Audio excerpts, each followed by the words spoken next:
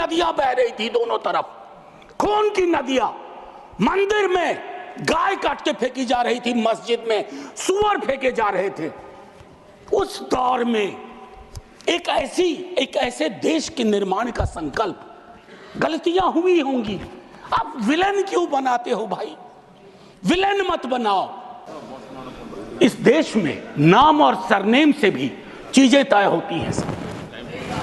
खालिद नाम है, जेल में रहोगे, सुनवाई नहीं होगी। हैदर नाम है, मीरान हैदर, नहीं सुनवाई होगी। इमाम नाम है, सरजिल इमाम, नहीं होगा। गुलफिशा होगी, नहीं होगा। खून की नदियां बह रही थी।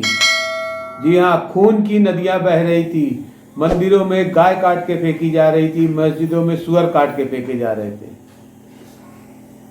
सांसद मनोज झा ने इन शब्दों का इस्तेमाल क्यों किया और कैसे ये वर्तमान राजनीतिक परिस्थितियों का चरित्र चित्रण करते हैं, ये इस वीडियो में आगे आप देखेंगे।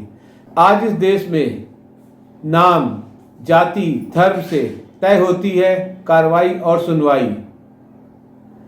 इस वीडियो में आप ऐसा बहुत कुछ देखेंगे जो अपने आसपास घटित होता देखते हैं। नमस्कार दोस्तों, 6 AM न्यूज़ टाइम की तरफ से मैं रविंद्र यादव आपका हार्दिक स्वागत करता हूं।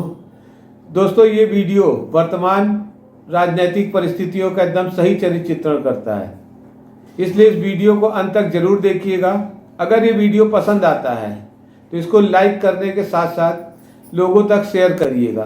धन्यवाद। समझता हूं कि फ्रीडम की जब बात हो तो हम मूल्यांकन करें। अभी बिहार में सर्वेक्षण हुआ, कई लोगों ने कहा हम तो इतने कम नहीं हो सकते। विजिबिलिटी और न्यूमेरिकल स्ट्रेंथ में फर्क होता है। विजिबल आप इसलिए अपने को समझते हैं ज्यादा कि आप न्यायालय में हैं, आप विद्यालय में हैं, आप सड़क पे हैं, आप चौक पे हैं, आप चौराहे में हैं, तो आपको लगता हम तो बहुत, हमें कम क्यों दिखाया गया? उसके इस रिश्ते को हम सबको समझना होगा। का इस देश में जो आलम है, हम टाइम बॉम्ब पे बैठे हुए हैं। टाइम बॉम्ब है ये, और ये सबको इंपैक्ट कर रहा है, ना सिर्फ गरीब मजलूम वर्गों को, मध्यम वर्ग को। 44 तक पहुंचिए, यूनिफॉर्म सिविल कोड तक, लेकिन रास्ते में एक मील का पत्थर है, आर्टिकल 39C।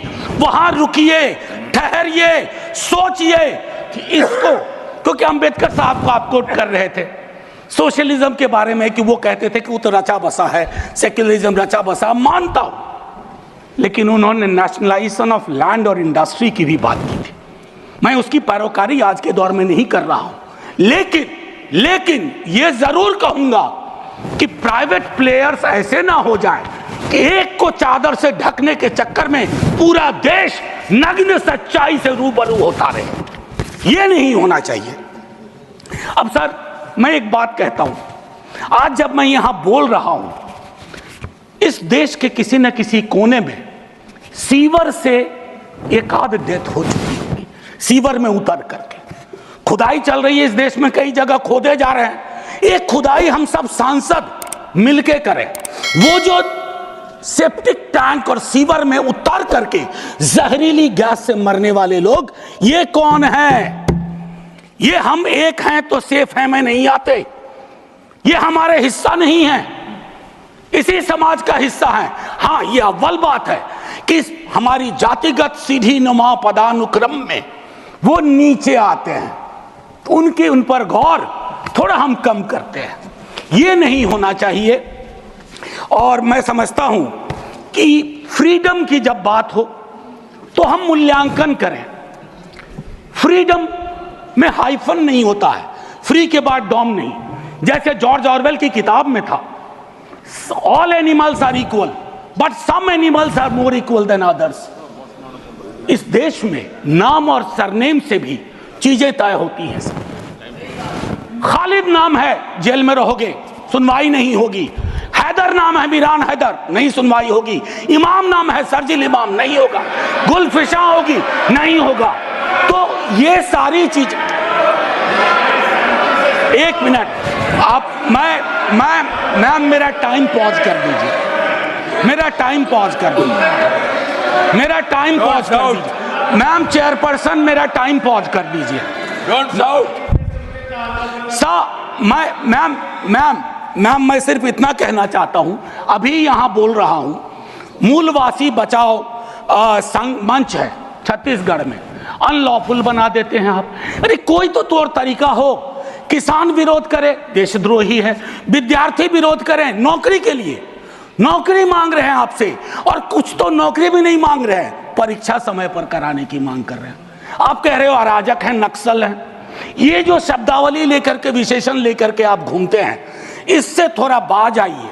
मैं कह रहा हूं ये टेम्पटेशन होता है जब बहुत बड़ी सत्ता होती है, 15वें वर्ष में, 11वें वर्ष में प्रवेश करते हैं, लेकिन उस टेम्पटेशन को रोकना मैच्योरिटी है, परिपक्वता, परिपक्व लीडरशिप की बात होती है। वैकल्पिक विकास की कोई मांग आपसे करेगा तो आप कहोगे नक्सली है। अब मैम चेयरपर्सन, एक और चीज कहना चाहता हूं। मैं पीड़ा साझा करता हूं बांग्लादेश में जो हो रहा है, साझा करता हूं पीड़ा। 71 के बारे में पढ़ा था, अभी देख रहा हूं। लेकिन मैम मैं महात्मा गांधी पर जाना चाहता हूं। नोआखली में जब देश आजादी का जश्न मना रहा था, महात्मा गांधी नोआखली में दर दर भटक रहे थे, restoration of peace and normality. वो दौर था। उन्होंने एक बात कही थी, आज का दक्षिण एशिया है जिससे पाकिस्तान और बांग्लादेश निकला है, हमें इस बात का स्मरण करना होगा कि हमारी भूमिका सबसे बड़ी है। हम बड़े भाई वाली शब्दावली का इस्तेमाल नहीं करेंगे। We are the largest and the oldest democracy. बाकी में डेमोक्रेसी कैजुअलिटी हुई है पाकिस्तान और बांग्लादेश में, संविधान तक नहीं आया। लेकिन हम अपनी अकलियत के साथ कैसा व्यवहार करते हैं, तो हम कह पाते बांग्लादेश को, learn from us, to Pakistan, learn from us, this is how we treat. लेकिन हमारा रिपोर्ट कार्ड अगर उसमें कमियां रहती है, मैं मैम एक चीज मैं एक चीज कहना चाहता हूं। अंबेडकर साहब को कोट किया गया, अंबेडकर साहब को कोट किया गया, और एक मिनट किसी की भावना आहत हुई है तो मैं वापस लेता हूं। जातिगत जनगणना की जब बात होती है तो बट जाते हैं हम। क्यों बट जाते हैं भाई? वर्गीकरण की बात होती है, बिना जनगणना के वर्गीकरण कैसा? एनएफएस के माध्यम से एक नई रवायत का जन्म हो गया है। एक ओबीसी की लिस्ट में क्रीमी लेयर के इंटरप्रिटेशन के लिए आप राज्यों की समकक्षता, इक्विवेलेंस को एक ऑर्डर के माध्यम से छुपा देते हैं। आपका दोष नहीं भी दूंगा, कहूंगा कि अधिकारी वर्ग के अंदर अभी भी वो मानस है कि वो रिप्रेजेंटेशन से परेशान होता है, चिढ़ता है, उसको लगता है ये यहां कहां आ गए। अभी बिहार में सर्वेक्षण हुआ, कई लोगों ने कहा हम तो इतने कम नहीं हो सकते। विजिबिलिटी और न्यूमेरिकल स्ट्रेंथ में फर्क होता है। विजिबल आप इसलिए अपने को समझते हैं ज्यादा कि आप न्यायालय में हैं, आप विद्यालय में हैं, आप सड़क पे हैं, आप चौक पे हैं, आप चौराहे में हैं, तो आपको लगता हम तो बहुत, हमें कम क्यों दिखाया गया? उसके इस रिश्ते को हम सबको समझना होगा। मैम चेयरपर्सन, कि आज जब मैं यहां खड़ा हूं तो 5000 साल का अतीत मेरे सामने खड़ा है। मैं अभिभूत भी हूं, लेकिन मेरी चिंताएं भी हैं। इन चिंताओं और अभिभूत होने के बीच किस तरह के राष्ट्र का हम निर्माण करेंगे इस संविधान सभा के माध्यम से, मैं इस चुनौती को स्वीकार करता हूं अपने साथियों के साथ कि हमारी डेमोक्रेसी में भी कभी इस तरह के चैलेंज आ जाए तो संसद इमारत की मोहताज नहीं होगी। संसदीय लोकतंत्र इमारत की मोहताज नहीं होगी, वो इबारत देखेगी, और इबारत और इमारत में फर्क है। मैं